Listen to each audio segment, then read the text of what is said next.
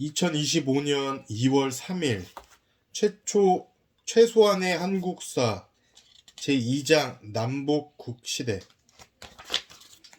발해 고구려를 계승한 해동성국. 신라가 삼국을 통일하고 30년이 흐른 뒤 옛 고구려 땅에는 발해가 건국되었습니다. 과거에는 이 시기를 통일신라 시대라고 불렀지만 남북국시대라고 이야기하는 것이 맞겠습니다. 남쪽에는 신라, 북쪽에는 발해가 있었으니까요. 어떻게 보면 지금과 비슷한 체제가 만들어졌다고 볼 수 있지요. 남북국시대라는 용어는 처음 언급한 사람은 조선 후기의 실학자 유득공입니다. 유득공은 발해고라는 저서에서 발해가 우리의 역사임을 주장했어요. 오랜 시간 잊혀있던 발해의 역사를 되살린 사람이라고 해도 과언이 아닙니다. 발해가 우리나라 역사인 이유. 발해를 건국한 사람은 고구려의 후예 대조영입니다. 고구려의 유민이었던 그가 698년 만주 동모산 근처에 세운 나라가 바로 발해지요. 대조영이 세웠으니 발해 왕조의 성씨는 대씨겠죠? 고구려의 왕조는 고씨, 백제 왕조는 부여씨, 신라 왕조는 김씨인 것처럼요. 발해를 대씨가 세웠음을 아는 것이 중요한 이유는 사실 발해인의 대다수는 말갈족이었기 때문입니다. 나당 연합군에 의해 고구려가 멸망한 뒤 당이 고구려인들의 강제로 요서지역으로 이주시켰는데 그 지역에 말갈족이 많이 살고 있었거든요. 당이 정치적으로 혼란한 틈을 타 대조영이 고구려 유민과 말갈족을 데리고 탈출해 나라를 세웠던 것이지요. 말갈족 또한 발해가 고구려를 이었다고 생각했을지는 알 수 없습니다. 하지만 대조영을 비롯한 고구려 유민들이 중심이 되어 발해를 건국했고 지배층이 고구려인이었던 만큼 그들은 자신이 세운 나라가 고구려를 계승했다는 의식이 강했습니다.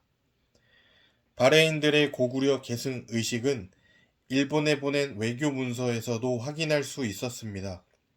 발해가 일본에 사절단을 파견하여 보낸 문서의 내용이 속일본기에 실려 있습니다.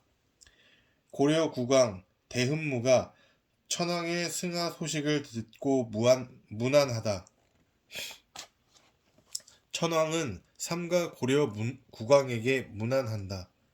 우리는 고려의 옛 땅을 회복하고 부여의 풍속을 갖추었다.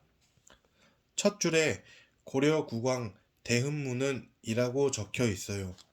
고려는 고구려의 다른 이름입니다. 고구려를 고려라고도 하고 구려라고도 했거든요. 발해의 왕이 자신을 고구려의 왕이라고 말했으니 이것만큼 확실한 증거가 또 있을까요? 문화를 봐도 그렇습니다. 발해에서는 고구려의 난방 방식이었던 온돌을 사용했어요. 온돌은 우리 민족 고유의 난방 시스템입니다. 중국에서는 온돌을 사용하지 않았어요. 발해가 중국이나 러시아와는 전혀 다른 방식으로 생활했다는 뜻이지요. 생활 방식은 쉽게 바꿀 수 없습니다. 발해의 무덤 구조나 불상 조각 방식도 고구려와 상당히 유사해요. 중국은 동북 공정을 통해 발해의 역사를 중국사로 편입시키려 합니다. 발해는 우리나라 역사지만 고구려만큼 방어하기가 쉽지 않은 실정입니다. 발해에 관해 남아있는 기록은 별로 없고 우리가 축적해 놓은 연구 자료도 부족하기 때문이죠. 하지만 그와 별개로 우리는 발해가 우리의 역사임을 잊지 말아야 합니다. 꾸준한 관심이 선행되어야 새로운 근거도 발견할 수 있을 테니 말이에요. 역사상 가장 넓은 영토를 차지한 해동성국. 이렇듯 발해가 고구려 계승 의식을 가지고 있었으니 고구려를 무너뜨린 신라, 당과 사이가 좋았을 리 없겠지요. 실제로 초기에는 두 나라가 많이 부딪혔습니다. 대조양의 뒤를 이은 제2대왕 무왕이 당과 신라를 견제하며 영토 확장에 힘썼거든요. 당시 만주 지역에 퍼져 있던 말갈 세력 중 가장 힘이 강했던 흑수 말갈은 당과 친하게 지내려 했고 당 역시 이들을 이용해 발해를 압박하려 했습니다. 이 상황을 지켜보던 무왕은 참지 않았습니다. 아우를 시켜 흑수 말갈을 공격하고 장문휴라는 장수를 보내 당의 선제 공격을 시도했지요. 동아시아뿐만 아니라 세계에서 이름을 떨치는 제국이었던 당을 상대로 말입니다. 당을 공격했던 곳은 지금의 중국 산둥 반도에 있는 덩저우로 이곳은 짙은 안개가 끼는 날이 많았습니다. 저도 가봤는데 안개가 한번 내려앉으면 앞을 분간하기 어려울 정도예요. 바레인들은 이런 기후를 이용해서 기습을 했을지도 모릅니다. 저는 그곳에 서서 자욱한 안개 사이로 갑자기 등장하는 바레의 군사들과 그들을 막는 당 군사들을 떠올려 봤습니다. 고구려도 수의 100만 대군과 당당히 맞선 역사가 있잖아요. 고구려를 계승한 발해의 기상도 역시 대단했던 것이지요. 9세기 초 제10대왕 선왕 때 전성기를 맞이한 발해는 옛 고구려의 땅을 대부분 회복했습니다. 남쪽은 신라와 맞닿아 있었고 서쪽으로는 요동, 북쪽으로는 만주를 넘어 오늘날 러시아의 연해주까지 땅을 넓혔지요. 우리나라 역사에서 영토가 가장 넓었던 나라입니다. 땅덩어리가 워낙 커서 행정구역도 정비해야 했어요.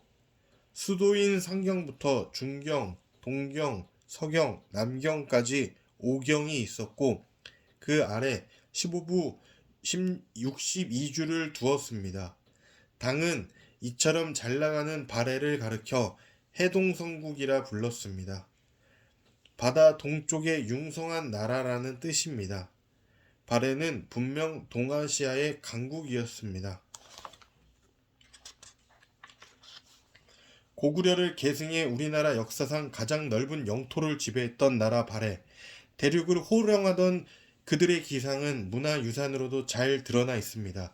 오래된 사찰에 가면 석등을 어렵지 않게 볼 수 있었는데요. 이 석등은 전기가 없던 시절에 등불을 넣어서 주변을 밝히는 용도로 쓰였습니다. 우리나라에 남아있는 석등들의 높이는 대개 2m가 안 됩니다. 그런데 발해 석등의 높이는 무려 6.3m에 달합니다.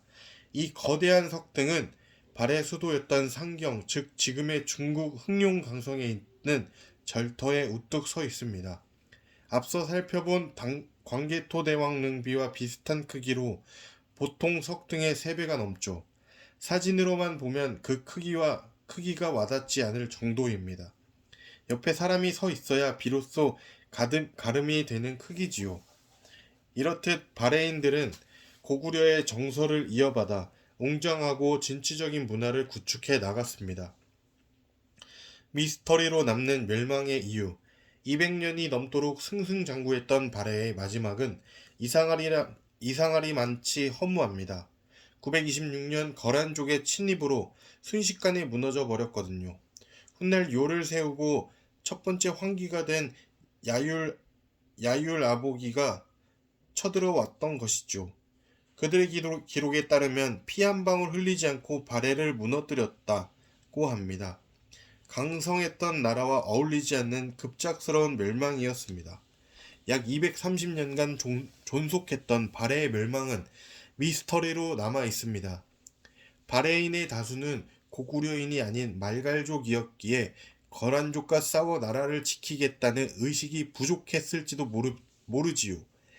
이전에 일어난 백두산 폭발이 멸망에 영향을 주었다는 추측도 있습니다. 수도인 상경이 백두산 근처에 있었거든요. 그러니까 거란족이 강하기도 했지만 화산 폭발로 나라가 이미 혼란에 빠져 있었기 때문에 더욱 쉽게 무너진 게 아닐까 추정하는 것이지요. 이런 이야기가 나온다는 것은 발해의 멸망이 그만큼 황당하다는 뜻이기도 해요.